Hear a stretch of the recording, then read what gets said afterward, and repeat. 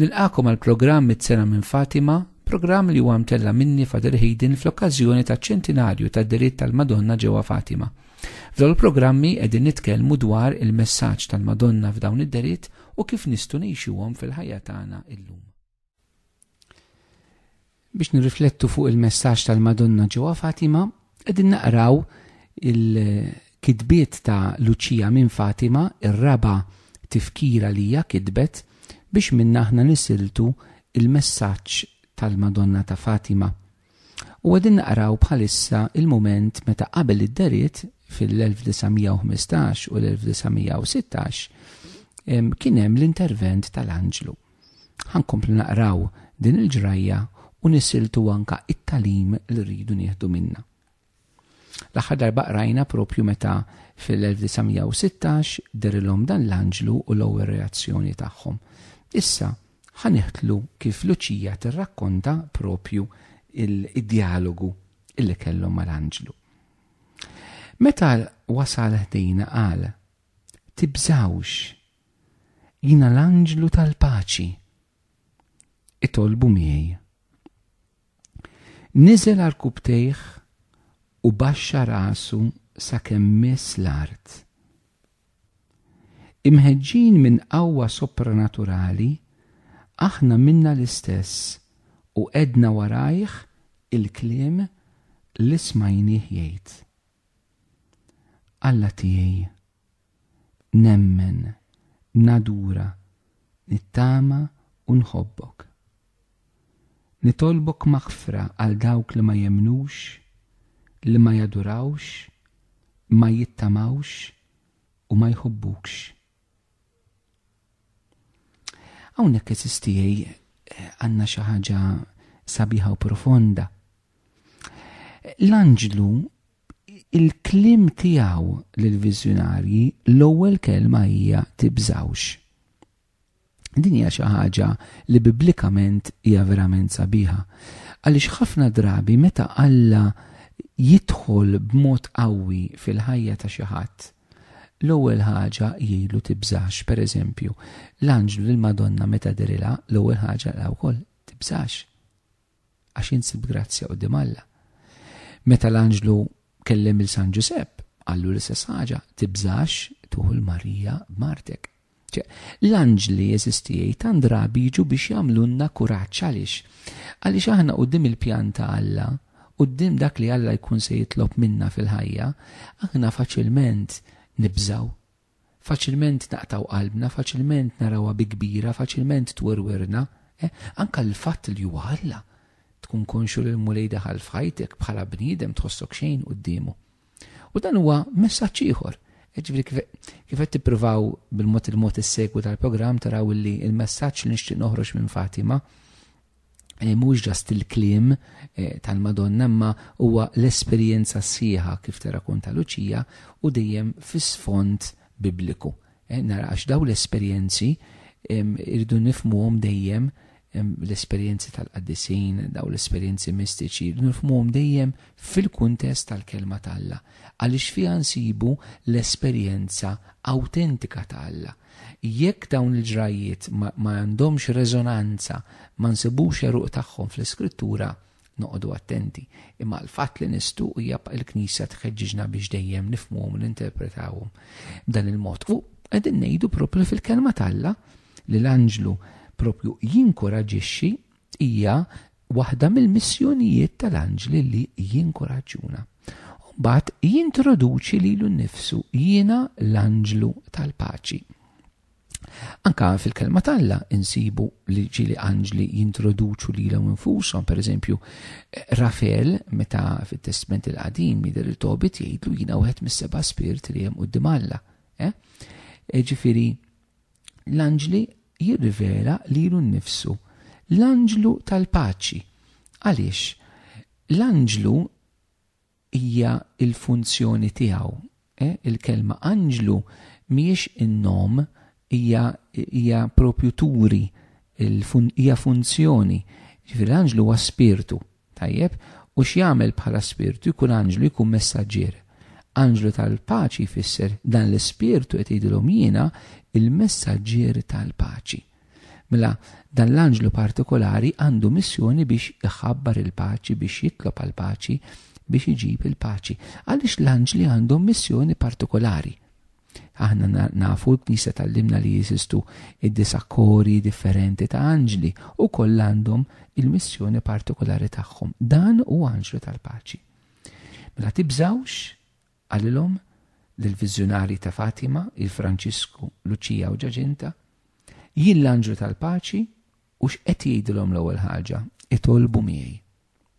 Hija interessanti illi fl-ewwel messaġġ marbut ma' daw il-ġrajiet ta' Fatima, l-ewwel wieħed huwa tibżawx. U kemm irridu nżommu f'qalbna il-Madonna ma tiġi tbeżżal ħadd. No, ma tibżawx. It-tieni l-identità ta' dal-anġlu tielet itolbu miegħi, ċe daw il-ġrajiet ta' Fatima jitilqu fi spirtu ta' talb. L-anġlu qed jistieden propju biex il-viżjonarji daw it-tlet tfal jitolbu. Għaliex Alla meta jippermetti daw l-affarijiet ma jagħmilhomx għax-show, ma jagħmilhomx għall-kurzità, ma jagħmilhomx għall-popolarità, ma jagħmilhomx biex xi ħadd jagħmel profitt minn fuq dan kollu, imma biex ikun hemm spiritu ta' talb. L-ewwel u qabel kollox u għed anke mill-frott li t-Knisja tfittex. U hawnhekk għandna esperjenza biħa fejn l-anġlu qed mhux qed jgħidilhom itolbu ma tolbu miegħi. Aħna fil-liturġija fil-quddies ukoll nitolbu mal-anġli. Per eżempju, kull jum fil-quddies aħna qabel il-qaddis ngħidu flimkien mal-anġli u l-qaddisin kollha u ngħidu qaddis, qaddis, qaddis. No? Għaliex il-liturġija tas-sema fil-ġenna l-anġli qegħdin jitolbu. Eżisti, qegħdin jaduraw il-Alla. Allura aħna ninaqdu magħhom huma magħna fit-talb. L-anġli huma preżenti ħafna fil-komunità li titlob. Per eżempju fil-quddiesa fit-talba Ewkaristika l-ewwel waħda, it-talba Ewkaristika hija t-talb li aħna nagħmlu minn wara l-quddies sa qabel minn wara il-qaddis sa qabel il-missierna. Tajjeb dik nidu t-talba Ewkaristika hemm diversi. L-ewwel waħda fiha għandna jissemma speċifikament l-anġlu li tella dell-offerta tagħna quddiem Alla.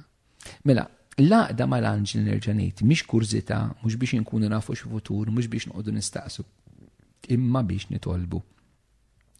U ħanaraw din il-ġrajja tat-talb. Ġifieri niżel arkubti araw il-ġesti li l-anġlu jagħmel. Li t-tfal qed jgħallimhom. Qed jgħallimhom anke l-ġesti fiżiċi għaliex qabel ma jgħid it-talba l-anġlu jagħmel ċerti ġesti. U dawk il-ġesti jeżistijej għaliex aħna nitolbu b'ġisimna u mal-ġesti għalina.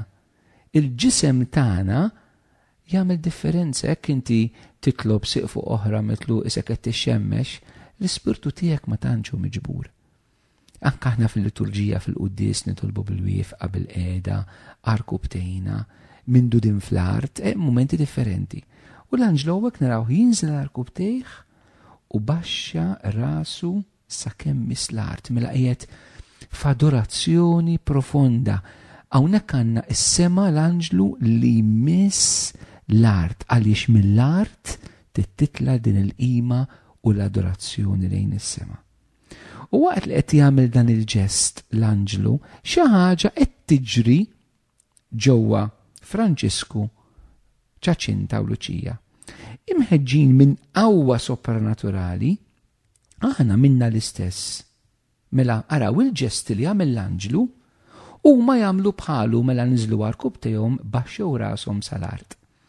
U dan għamluh imħeġġin minn qawwa soprannaturali li hija l-qawwa tal-Ispirtu Santu. Mela jew nifhmu x'qed jiġri.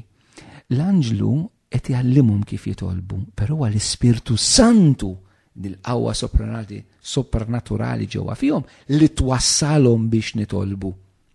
U din importanti eżistijej. Għaliex hawnhekk qed naraw il-grazzja talla li taħdem fi Franċisku, Luċija u Ġaċinta mhijiex sempliċement daw qegħdin jimitaw x'jagħmel l-anġlu, imma huwa l-ispirtu ġewwa fihom illi jmexxi. U din hija importanti ħafna. Għaliex esperjenza soprannaturali bħal din hi minn Alla mhux biss għal dak li inti tara, imma dak li jiġri fik. L-anġlu der lil Madonna, imma il-konferma li verament rat l-anġlu għalija imtlit bi-Spiritu Santu u Ġesu tnissel fija. Zakkarija ra l-anġlu ma l-konferma li vera dellu l-anġlu kienet li Eżabetta b'miraklu toħroġ tqila eżistijie. Allura mhux biss id-dera x'qed jaraw imma x'qed iseħħ fihom li huwa l-iktar importanti. U qed jgħalmuna f'dil-ġrajja messaġġ ieħor li rridu nieħdu hawnhekk minn Fatima illi l-ispirtu tat-talb ma jiġix minn sempliċiment għaliex nafu l-anġlu x'qalilhom jew il-qudiem meta nibdew naqraw il-messaġġi tal-Madonna għax il-Madonna qalet hekk ġewwa Fatima. Ma jiġix minn hemm sempliċiment dak huwa informazzjoni, imma jiġi mill-ispirtu li jaħdem ġewwa fina, mill-grazzja li takkompanja dawn il-ġrajiet. U jekk m'hemmx din il-grazzja allura niddubitaw kunux minn Alla, ma qiegħda ċara. Mbagħad jgħidu u wedna warajh il-kliem li smajnieh jgħid. Mela l-ispirtu ta' ġewwa fihom qiegħed jaħdem fihom u jilqgħu il-kliem li l-anġlu jgħid mibgħut minn Alla. U jgħid din it-talba illi nħeġġiġkom anke sabiex din it-talba tiktbuha isli jkollkom u nitolbu aħna wkoll. Alla tiegħi nemmen, nadura, nittama u nħobbok. Nitolbok maħfra għal dawk li ma jemnux, li ma jadurawx, ma jittamawx u ma jħobbukx. Nħeġġiġkom sabiex hekk sibu ċans li di talba tiktbuha imbagħad fil-programm li jmiss ta' dan ta' Fatima anka ikolli ċans nispjega eżattament din l-ewwel talba illi l-anġlu jagħti lill-viżjonarji ta' Fatima.